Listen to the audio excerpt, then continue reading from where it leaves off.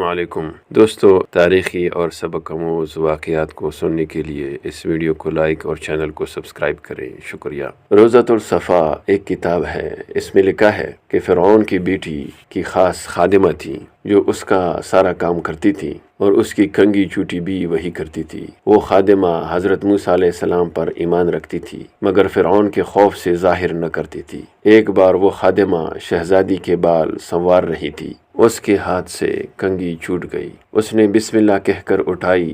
شہزادی نے پوچھا، یہ تو نے کیا کہا؟ یہ کس کا نام ہے؟ خادمہ نے کہا، یہ اسی کا نام ہے جس نے تیرے باپ کو پیدا کیا اور اس کو بادشاہی دی۔ شہزادی کو بڑا تعجب ہوا کہ میرے باپ سے بھی کوئی بڑا ہے۔ فوراً دوڑی ہوئی فرعون کے پاس گئی اور سارا قصہ بیان کیا۔ فرعون نہایت غصے میں آیا اور اس خادمہ کو بلا کر ڈرایا دھمکایا، مگر اس نے صاف کہہ دیا کہ جو چاہو کر لو، میں ایمان نہیں چھوڑوں گی۔ اول تو اس کے ہاتھ پاؤں میں کیلیں جڑ کر اس پر انگارے اور بہوبل ڈالی۔ جب اس سے بھی کچھ نہ ہوا تو اس کی گود میں ایک لڑکا تھا، اس کو آگ میں ڈال دیا۔ لڑکا آگ میں بولا کہ اماں صبر کرنا، خبردار ایمان نہ چھوڑنا۔ غرض وہ اپنے ایمان پر جمی رہی، یہاں تک کہ اس بیچاری کو بھی پکڑ کر جلتے ہوئے تنور میں جھونک دیا۔ دوستو، جب ایمان کی جڑیں دل میں مضبوط ہو جائے تو دنیا کی سخت سے سخت سزا بھی انسان کو گمراہ نہیں کر سکتی اور اس کو توحید سے منکر نہیں کر سکتی، جس کی مثال خادمہ کی صورت میں